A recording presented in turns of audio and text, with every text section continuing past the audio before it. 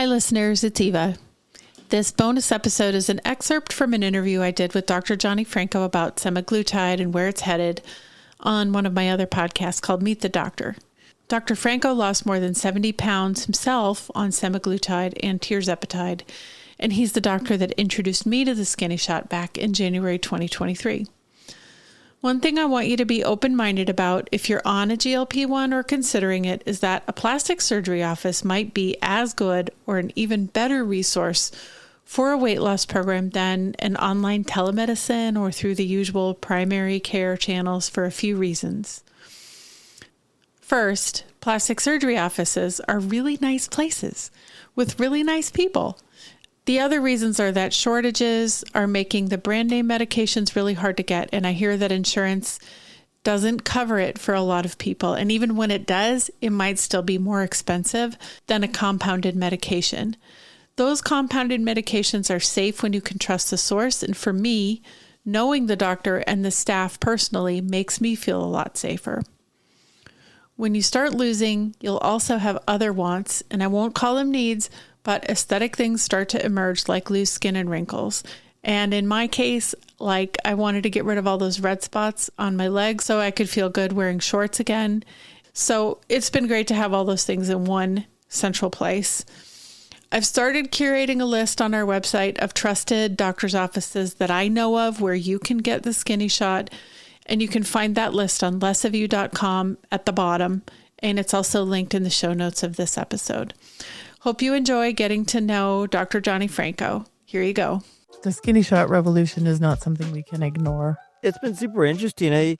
We see about 2,000 weight loss patients a month in our office. And I think that number is only going to grow. We've even started talking a little bit about something that I call beyond the weight loss revolution, because I think now you're going to see all these patients who have skin laxity, some changes in their body. And I think, being able to address and speak to that.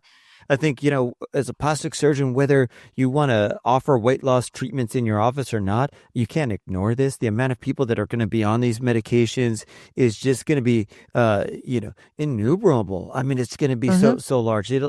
I have to check the final stats about where it finished off, but it was on pace last year to finish the year as the number one. Tirzepatide Monjaro was on pace to be the number one most sold drug ever in America.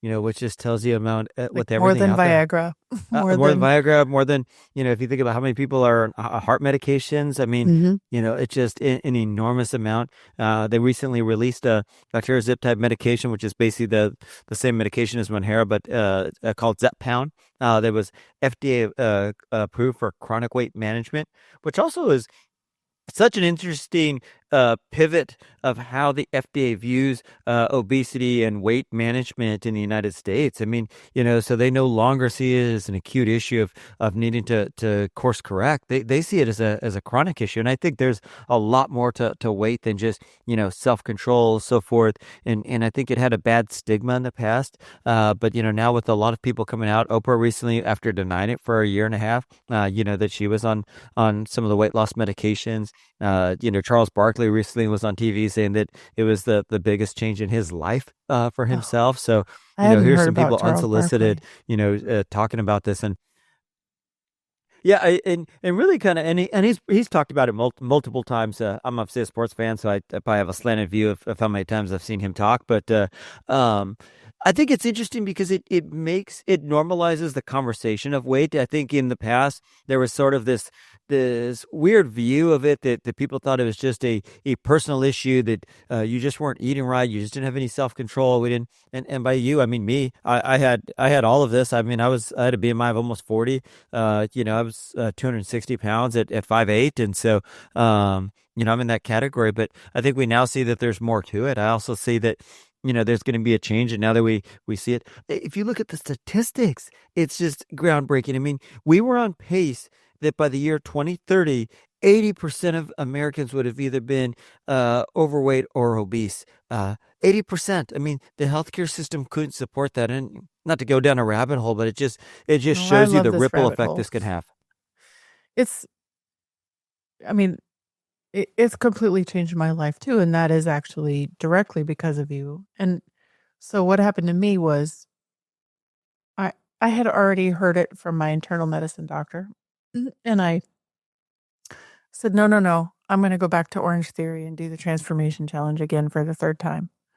And I happened to go to your office for something else. I think I was dropping something off for you. And they were like, hey, we're practicing consultations today. Can Dr. Arredondo practice consultation on you?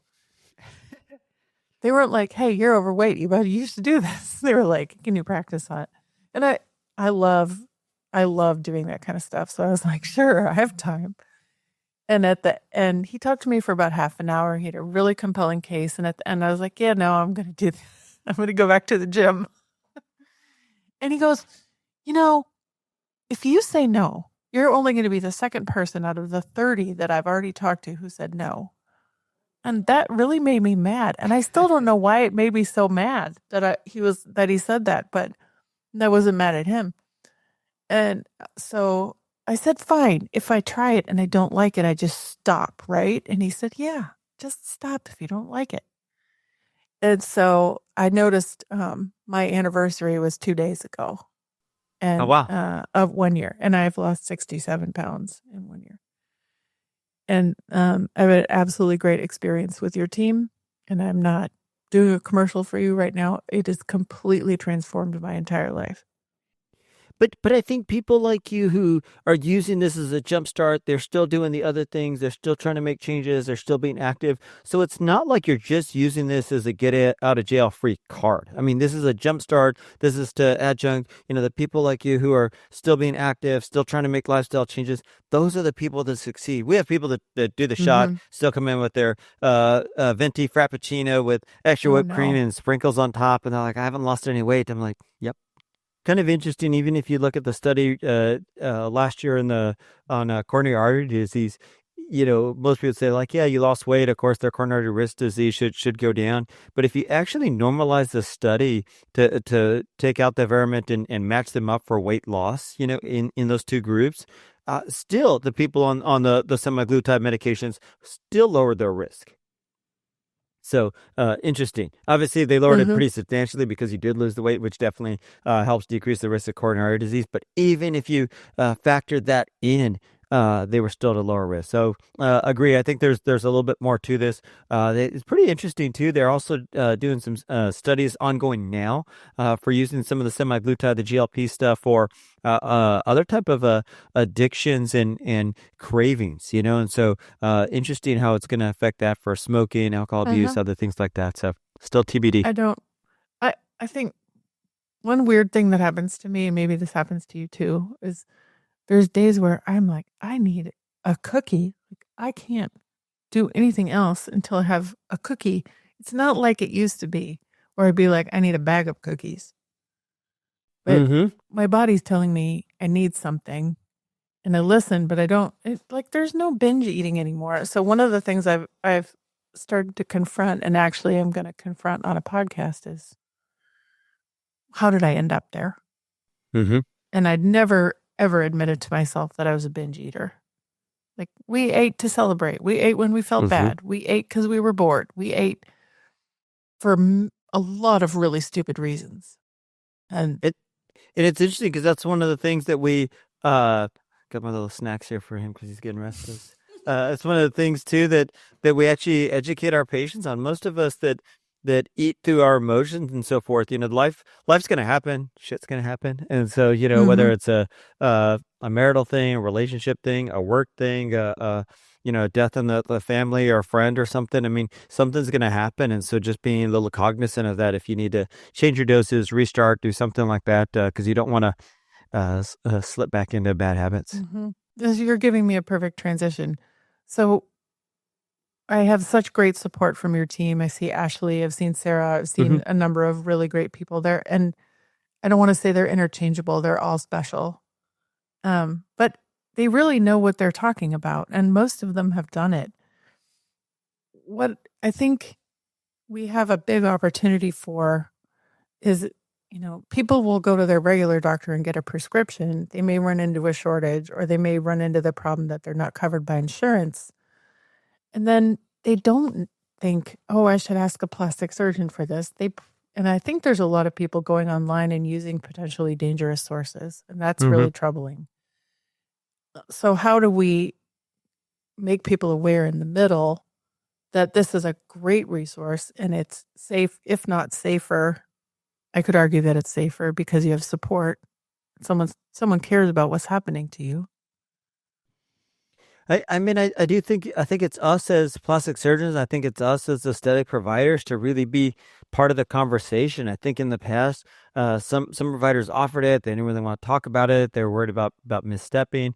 I'll say to the credit of ASPS and their president, Stephen Williams, he actually reached out last week, and we're actually looking at how we can integrate some of the weight loss wellness overall into the next ASPS meeting in San Diego, because some of the idea is just that, this stuff is out there, for us not to be part of the conversation is not doing a service to the public, but also to our plastic surgeons, to not educate them, not to be a resource for them, not for them to be able to feel like they're getting information from a good place. And patients are going to be talking about it. And if we can't answer questions or be educated about it, they're going to go somewhere else and ultimately get procedures and things done by someone that's not trained. So I think it's pretty phenomenal that they've taken a big step in terms of really trying to educate its members, and which will filter into educating the public in terms of these treatments. And even if they're not going to offer the medications, I still think that you need to kind of understand the process. You need to understand what's going on. You need to understand like what the conversation is, so that you can make sure that you're involved. Like, when am I getting these people off these medications? What do I need to educate them on? What do I need to know about it? And so I think that just trying to avoid the conversation as a whole is not doing your patients a service. How are you thinking about getting people off? What does that look like? So, I mean, even for myself at this point, I think I've done 1, maybe 2 shots in the last 2 months, right before the holidays, and that was it. So for the most part, we usually get people to a good goal weight, keep them there for at least 2 months, and then slowly start to wean down, and then monitoring them to making sure that they are holding into a good spot. If we need to tweak, we can do that, and then phasing people out. So I think there's going to be some set of people that need to chronically be on a low dose. I think there's going to be a small set that can completely come off. I think there's going to be some people that are going to have to be a little aware of their body of when they need to come back on. So you're only taking it here and there. What's your own criteria for taking it? And are you hungry again? Like, is any of that stuff coming back that was there before? I've kind of done it prophylactically. I've only taken it when I was going to go see my brother for Thanksgiving, and I knew I was going to be surrounded by stuff. So it was more of a preemptive than really I needed it. Wait, didn't you tell me you ate too much on Thanksgiving anyway? Oh, well, that was the year before.